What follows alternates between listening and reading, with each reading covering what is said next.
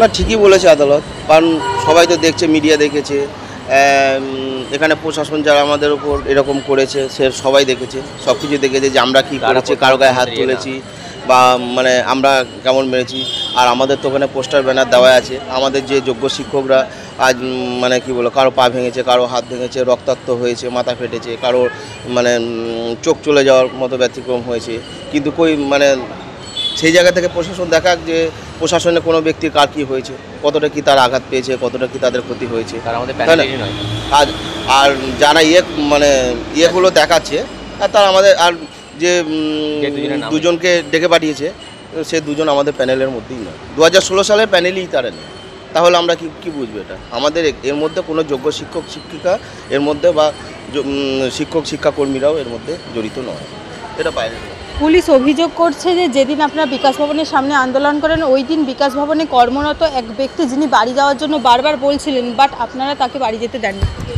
না, এটা ভুল কথা বলে যায় সম্পূর্ণ, কারণ ওখানে আমরা নিজে প্রেজেন্ট ছিলাম। একজন ভদ্রমহিলা, তার মোটামুটি 65 অ্যাবাভ এজ, তিনি বলছিলেন বাড়ি যাব, তার মানে গাড়ি এনে তার সেই ভদ্রমহিলা প্লাস তার সাথে যারা ছিল সেই ফ্যামিলিকে মানে সসম্মানে তাদেরকে গেটের বাইরে করে বাড়ি দিয়ে আসা হয়েছে। তারপর এখানকারই একজন স্টাফ, ওর মেডিসিন ছিল না, আমাদের যোগ্য শিক্ষক শিক্ষিকারা এবং মানে শিক্ষাকর্মীরাও তাকে মেডিসিন কিনে তার হাতে দিয়ে আসা হয়েছে।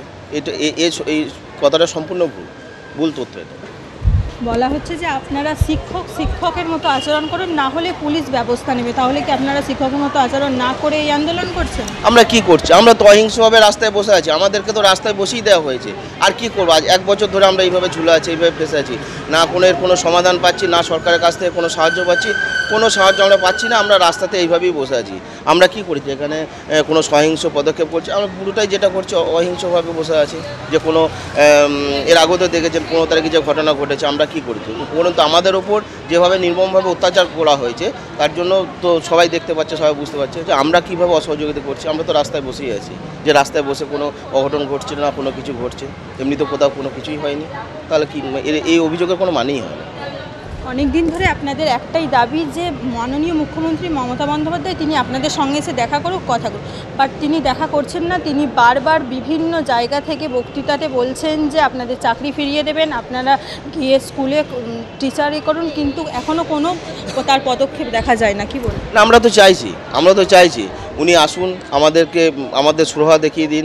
আমরা তো রাজ্য সরকারের অধীনেই কর্মরত শিক্ষক, কিন্তু আমরা তো এখানে বসে থাকার সেটা উনিই বলতে পারবেন ভালো, কেন ওরা মানে আমাদের সাথে আসছে না, দেখা করছে না। আমরা তো মানে কোনো বিরোধী পক্ষ নেই, আমরা কোনো মানে আমাদের এখানে কোনো রাজনৈতিক দল নেই, কোনো কিছু নেই। সব আমরা মানে রাজ্য সরকারের সব কর্মচারী, এখানে যোগ্য শিক্ষক শিক্ষিকা এবং শিক্ষাকর্মী সবাই আছে। আমরা কিন্তু ওরই মানে কর্মচারী, অথচ আমাদের এই সমস্যা, এর জন্য তো মানে কি বলবো, ওকে তো আসতেই হবে। কিন্তু আমরা তো মাননীয়ের সাথে দেখা করার জন্যই এসে আছি। এখানে আসুক, মাননীয় এসে আমাদেরকে আভাস দেন, আমাদেরকে বলুন যে আমি গ্যারান্টি দিচ্ছি, যেহেতু আমরা চাকরি তো পেয়েছি সরকারের হাত ধরেই, তাই না? এসএসসি কমিশন আমাদেরকে চাকরি দিয়েছে, আমরা তো অনেক কিছু করেছি, পরীক্ষা দিয়েছি, পরীক্ষা দেওয়ার পর আমাদের ভেরিফিকেশন হয়েছে, সার্টিফিকেট ভেরিফিকেশন হয়েছে, ইন্টারভিউ পর প্যানেল লিস্ট বের হয়েছে, কাউন্সিলিং হয়েছে, কাউন্সিলিং হওয়ার পর আমরা স্কুলে জয়েন করেছি। এইবারে তারপরে যে আমরা কী করে অযোগ্য হয়ে গেলাম হঠাৎ করে, আমরা তো জানিই না। হঠাৎ করে আগের বছর 22 এপ্রিল বোধহয় সম্ভবত হাইকোর্টে মানে হঠাৎ করে আমরা স্কুলে আছি, হঠাৎ করে গোটা প্যানেল ক্যান্সেল, মাথা এমনি আকাশ ভেঙে পড়েছে। তখন থেকে আমরা রাস্তায় এখন অবধি বসে আছি রাস্তায়। আমরা তো চাই, আমরা যেহেতু সরকারি কর্মচারী, রাজ্য সরকারের কর্মচারী, তা আমরা তো চাই তিনি আসুন, বা আমাদের শিক্ষামন্ত্রী যিনি আছেন তিনি আসুন, এসে আমাদের এই সুরাহা করুন। এটা তো চাই। আমাদেরকে যদি এইভাবে না হলে, আমরা তো পথেই বসেছি, কী করব? বাড়িতে স্ত্রী আছে, পিতামাতা আছে, সংসার কীভাবে চলবে? তারপরে ব্যাংকের লোন আছে, লোনে ইএমআই কী করে দেবো? জাম করে চাকরি যারা মানে পেয়েছিল তাদেরকে অযোগ্য বলছেন সুপ্রিম কোর্ট। হ্যাঁ, তারা তো অযোগ্যই। র্যাঙ্ক জাম করে যারা এসেছিলো সত্যিকারেই তারা অযোগ্য, এবং তাদের চাকরি থাকবে না, তাদের সুদসহ টাকা ফেরত দেওয়ার কথা সুপ্রিম কোর্ট বলেছে আগেও, এবং তারা পরীক্ষায় বসতে পারবে না। এবং গতকালও সেই একই কথাটাই আবার উঠে এসেছে। ফিরহাদ হাকিম বলছেন যে আন্দোলন করলেই কিন্তু কোনো কিছু হবে না, এটা জাস্ট নাটক হচ্ছে, নাটক বলছে আপনাদের আন্দোলনকে। দেখুন, আমাদের চাকরিটা গেছে কিন্তু এই রাজ্য সরকার, স্কুল সার্ভিস কমিশন এবং মধ্যশিক্ষা পর্ষদের দুর্নীতির জন্য। সেই জায়গায় দাঁড়িয়ে আমাদের আজকে দেয়ালে পিঠ থেকে গেছে, আমাদের জীবন জীবিকা আমাদের থেকে ছিনিয়ে নেওয়া হয়েছে। আমরা এই মুহূর্তে আন্দোলনই করব, আমাদের কাছে আর বিকল্প কোনো রাস্তা নেই। এই সরকার কিন্তু আন্দোলন করে এসছে, সরকারই আমাদের আন্দোলনের রাস্তা দেখিয়েছে, আর এই রাস্তাই আমাদের আগামী দিনের পথ দেখাবে। তাই আমরা আন্দোলনের এই ময়দান থেকে উঠছি না, এটা আমাদের সঠিক পথে আমরা এগোচ্ছি। উনি যেটা বলছেন ভুল বলছেন, অথবা ওনার বুঝতে কিছু ভুল হচ্ছে। এছাড়াও বলছেন আপনারা শিক্ষকের মতো আচরণ করুন, তাহলে কি আপনারা শিক্ষকের মতো আচরণ করে আন্দোলন করছেন না? অবশ্যই আমরা শিক্ষক সুলভ আচরণ করেছি। আগামী দিনে বিগত দিনে আমাদের 15 তারিখ যে বিকাশ ভবন ঘেরাও অভিযান ছিল, সেখানে আমরা শান্তিপূর্ণ অবস্থান করেছি।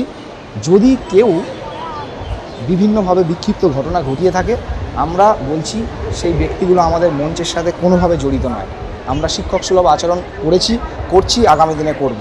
তবে এটাও মাথায় রাখতে হবে যে আমাদের স্কুল সার্ভিস কমিশন এবং মধ্যশিক্ষা পর্ষদ, যারা আমাদের রিক্রুটিং অথরিটি, তারা এই বিষয়টাই একদমই ভাবছে না যে আমরা গত 1 বছর ধরে হাইকোর্ট থেকে সুপ্রিম কোর্টে লড়াই করেছি, ওয়াই চ্যানেলে দীর্ঘদিন ধরে পড়ে থেকেছি, আজকেও বিকাশ ভবনে আমরা 16 থেকে 17 দিন পড়ে আছি। তাহলে শিক্ষকদের নিয়ে যদি এই সরকারের তথা কমিশনের কোনো রকম চিন্তাভাবনা না থাকে, তখন কিন্তু আমাদের এই বিষয়গুলো ভাবতে হবে। সরকারি সম্পত্তি নষ্টের অভিযোগে কি পুলিশ ডেকে পাঠিয়েছেন দুজন আজকে শিক্ষক নেতাকে? কি এটা আমরা শুনছি, তবে আমাদের যোগ্য শিক্ষক শিক্ষিকা এবং শিক্ষাকর্মী অধিকার মঞ্চের যে পিটিশনাররা রয়েছেন, যারা 15 তারিখ বিকাশ ভবনে অবস্থান বিক্ষোভ করেছিলেন, তাদের মধ্যে থেকে এই ঘটনা কেউ ঘটায়নি। যদি কেউ এই ঘটনা ঘটিয়ে থাকে, আমরা মনে করি তারা বহিরাগত, এবং তাদের বিরুদ্ধে পুলিশ যথাযথ পদক্ষেপ নিক এবং সঠিক তদন্ত করুক। যেদিন আপনারা বিকাশ ভবনে আন্দোলন করেন, ওখানে পুলিশ অভিযোগ করছে যে বিকাশ ভবনে কর্মরত একজন ব্যক্তি নাকি বাড়ি যেতে চাইছিলেন, বারবার আপনাদের কাছে বলেছেন বাড়ি যাব, বাট আপনারা যেতে দেন না। কি বলবেন? না, আমাদের মঞ্চ থেকে বারবার করে দেখানো হয়েছে একজন মহিলা প্রেগনেন্ট ছিলেন, বেশ কয়েকজন অসুস্থ ছিলেন, তাদের ওষুধের ব্যবস্থা করা এবং তারা যাতে বাড়ি যেতে পারে সে ব্যবস্থা করার জন্য আমাদের মঞ্চের যারা নেতৃত্ব আছে তারা কথা বলেছিলেন। কিন্তু এই যে অভিযোগটা রটানো হচ্ছে, এটা সম্পূর্ণভাবে মিথ্যে। আমরা আমাদের অবস্থান চালিয়েছি, আমরা বিকাশ ভবন অভিযান করেছি, ঘেরাও করেছি, কিন্তু কোনো অসুস্থ ব্যক্তি বা এমন যদি কেউ থেকে থাকেন যারা অসুবিধে ছিল, তাদেরকে আমরা ছেড়ে দেওয়ার কথা বলেছি, তাদেরকে আমরা আটকাতে চাই।